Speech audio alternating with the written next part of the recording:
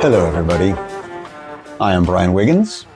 I'm a Brazilian Jiu-Jitsu black belt. I am a Jiu-Jitsu coach, professional grappler, technically. And today, we're going to be looking at a super fight that was for the Frontline Invitational, which appears to be a charity grappling event that honors and does charity work for frontline responders. So awesome stuff there. And this is between Gabriel Valiente from Hialeah Fire Department and Marvin Lopez from the City of Miami Police Department. Sorry for butchering that. So we're going to take a look at what these two guys did in their grappling match. So let's take a look at the match. 3, 2, 1, go. So all right away. I like that they are actually in like their normal, almost like street gear. That's pretty awesome. Okay, Marvin Lopez. Lopez goes, nice. That was a beautiful takedown right there. Just, man, he got his, he did that duck under, kind of half duck under to get to that single, which was just beautiful setup right there. And immediately just, man, powers through, gets his hips under him. So rather than trying to just lift him up just all with his posterior chain, he actually gets his hips under, lifts him up high, boom, and you can just see the size of his legs. I can't even imagine what that dude must squat. And just beautiful control. He's got his head really high up in his in Valiente's armpit. Usually, and you see this with a lot of wrestlers when they first come in, right? When they first start training, is their takedowns are amazing, but they're not used to protecting their necks. So they shoot in and boom, you just yoke them up and you get that guillotine almost every time. At first blush, it looks like they both of these guys have some wrestling background. I might be wrong. It might just be that they train with wrestlers or this is just how they train at their gyms. But he made the adjustment. He had his head way up high. Lopez had his head way up high in Valiente's armpit. That prevents you from being able to really solidly get that choke, and he finishes the takedown.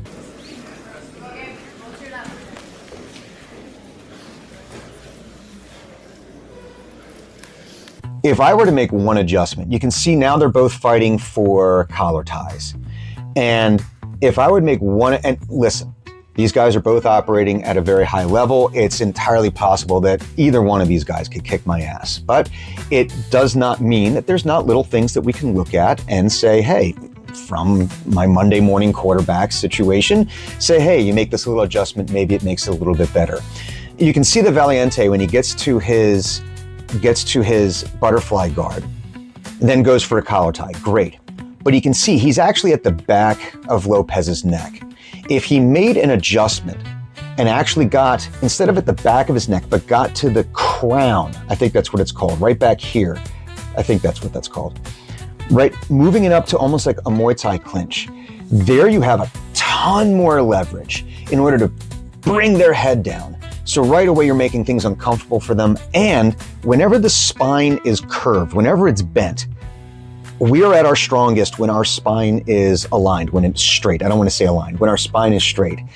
As soon as there's any kind of curves in our spine, there's a process there that we immediately start powering down. We start maxing out we start limiting what our maximum power is able to be. Why? It's just a natural reaction that our body has to prevent us from getting injured. If we have a bent spine, we don't want to be able to go full power. So if you force your opponent to bend their spine, right away, you're going to reduce their power output.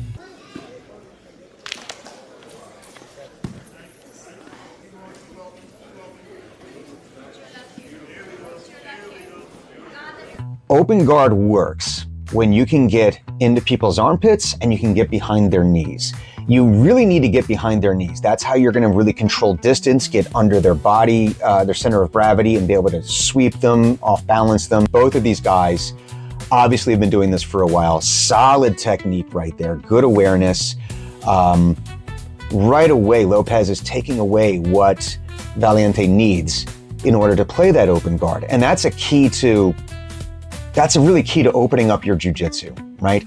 If you can figure out what your opponent needs in any situation, and then you can negate that, you can take that away from them or use it against them in some ways to set up what you need, That's really going to open up your game more so than just drilling endless arm bars, which is fine. Drilling is awesome. Drilling is where you get better at this sport, provided you're drilling the right way and you're applying context and resistance to that.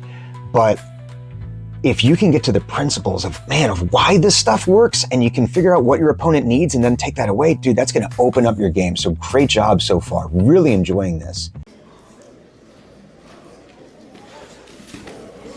Shot from way too far away. And listen, this is me being super critical, right? And if you watch one of my matches, I'm sure we can pick apart my matches endlessly.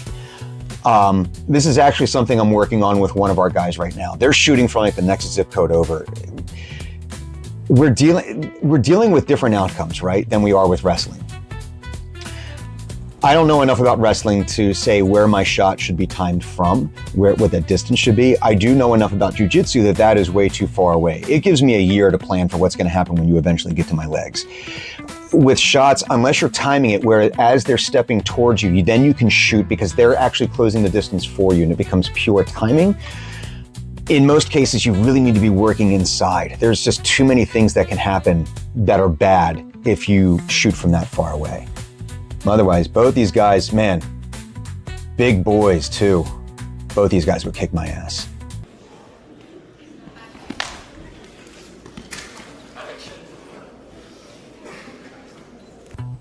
See right here, again, we're talking about little things, but little things can make a really big difference.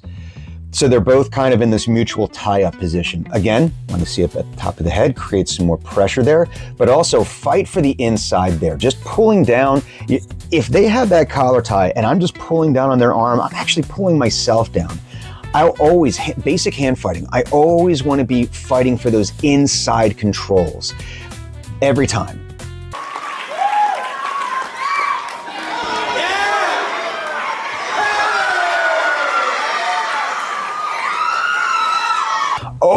Oh, that was such a nice try. Oh, but he reversed it. That was such too far away. Again, I really feel like I'm picking on Valiente here, and it's not meant to be that. He went for almost like a head and arm throw, but he was way too far away. We come back to like, what are the mechanics that make anything work? If we understand the mechanics, then we're going to be able to see how it's applied to multiple situations. In any takedown, we need to unbalance our opponent. And a lot of the times, especially when we're going for those throws like that, those high throws, it is us getting our hips underneath our opponent's center of gravity. He was way too far away there in order to really get the leverage. It is possible. If you're a super strong dude, I've seen guys that are able to power their way through. And listen, if you're that strong and you can do it, great. But in this case, I mean, you've got two really strong guys here. And yeah, way too far away. And you can see that he gets a little bit, but Lopez almost like hops over. He feels himself going, and rather than going, just letting it go, he almost hops over, gets to his knees, pops right back up, and then he hits the head and arm throw. Again, I really feel like I'm picking on this dude, and it's not meant to be like that. He's doing a really great job. I would say right now, just looking at things, Valiente's got to work much closer. He's got to get much closer in to have this stuff work, but he's been doing a great job. But Lopez gets that, goes into scarf hold there, nice. Let's go, Gabe. There you go.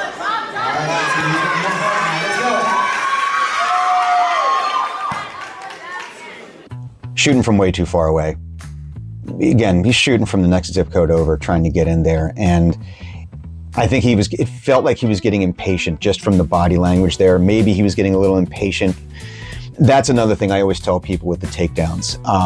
We've got some really experienced takedown players that can create the opportunities for themselves. They're still being patient, but they're able to get to those opportunities much quicker because they're just so well-versed and so skilled in their takedowns. Liam O'Toole is a really good example of that. One of the guys that I train with, amateur fighter, undefeated, and man, that dude's wrestling is unbelievable. So he's able to create those opportunities much, much quicker. Me, on the other hand, it takes me a lot longer, but we always have to play the patient game, because if we try to force the opportunity, that's when, if we don't get lucky, that's when the other player can take advantage of us. They can start just stuffing the shot, best case scenario. Worst case is they get a submission on us, or they're able to get a solid position. So being able to play patient and takedowns, I mean, the whole game really, it's about creating those opportunities and how quickly you can do it, but you have to be patient to do that.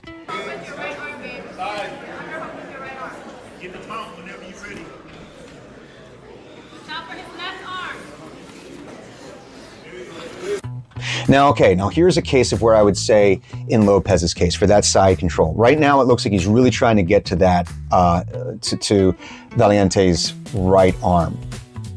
But you can see how high his hips are. Right now, maybe the pressure isn't quite so much as it could be. I would actually want to see him lower those hips a little bit more and drive more pressure with his chest into Valiente's chest. There's a lot of haptic feedback we can get when we roll that we don't always pay attention to. Basic physics. For every action, there is an equal and opposite reaction. If I push something, it pushes back on me with equal force. Now the difference is, how come I'm able to move something? Well, if nothing is stopping it behind it, then it gets into friction and stopping forces, and there's a whole bunch of stuff that happens there that I am not even going to begin to try to explain, because even I don't understand all the math behind it. But if I push something and there's nothing behind it, yes, it's going to move, but there's the same pressure I have on my hand is pushing on them is the same pressure that they're pushing back on me. Now, in the case of, say, side control, the pressure I feel on my chest against theirs, that's going to be equal. The pressure I feel going down, the pressure I feel coming back up on them is the pressure they feel going down on them. The difference is I've got nothing but air above me. They've got the floor beneath them. That's what creates that compression, right? So when you're rolling, think about that pressure. How much pressure are you feeling on top? That's how much pressure they're feeling multiplied on the bottom. Now, in this case, I would say I would want to see Lopez's hips a little bit lower and him not pushing quite so far over. He can still block the hips, he can get into Valiente's armpits and keep the controls, but I think even more pressure here. And instead of trying to really pry that arm open with his arms, I would actually be using my head. Better leverage, using the head at the elbow there to push that and expose that arm the way that I wanted to. Yeah, I would want to see just a few little adjustments there. Why? Again, I know this is being super picky. He's having a great match here. But it doesn't mean we can't learn a few things, right? But by applying more pressure, not only is it going to be more likely that the man on bottom will make a mistake, but you also start impinging their breathing, which is going to make it even harder for them to fight, right? If they have trouble breathing because their ribs are compressed and they can't take good breaths, that's going to affect their oxygen intake, which is going to affect their overall power and mobility. It's going to affect their reasoning, because you start to trigger a bit of a panic mode. Maybe not 100%. These are first responders, so they are used to being in difficult situations, but there's still a physiological response to not being able to breathe. It reminds me of, we did a seminar with Higan Machado, and I remember I was his crash test dummy, and amazing experience. And he was saying how whenever he was in competition, his words were, "I want to punish my opponent for competing against Higan Machado." And he was showing us how much pressure he would bring and how he would bring the pressure on someone's chest and side control. And dear God, it really stuck with me though. So I'd want to see a few adjustments right here just to bring more pressure. It also, by creating that pressure, you also start creating axial load, which creates axial fatigue, which again, you're just chipping away at the maximum amount of power that someone can bring into a situation. But overall, I mean, again, this guy's big, strong dude, and that's not meant to be an insult at all. He is applying it in the right situations here.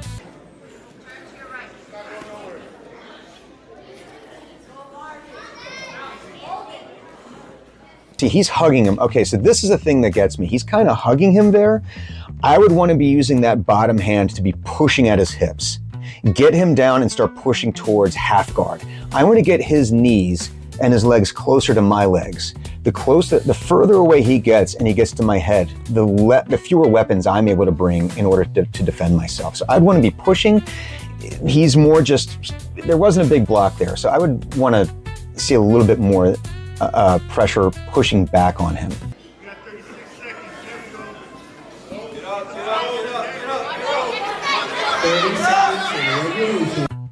Good defense. So here's the thing about the Americana.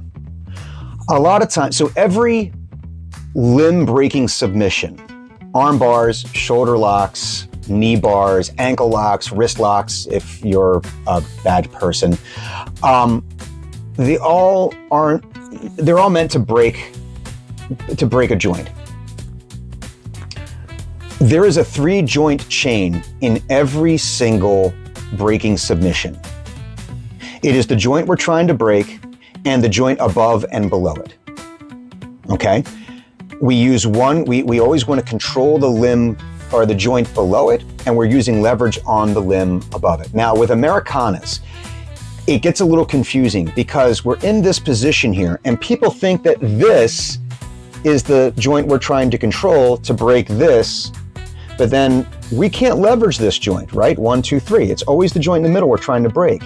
When we're going for an Americana or a Kimura, really, any kind of shoulder lock, we're actually leveraging the elbow. Or in the case of a Kimura, it kind of jumps a joint, but we're leveraging here, but we're attacking the shoulder joint. Well, what's the next joint? It's the opposite shoulder. And that's the mistake a lot of us make that we don't think about. In that Americana, we're actually controlling the near side or the bottom shoulder. And if we don't do that, that's what allows this to happen.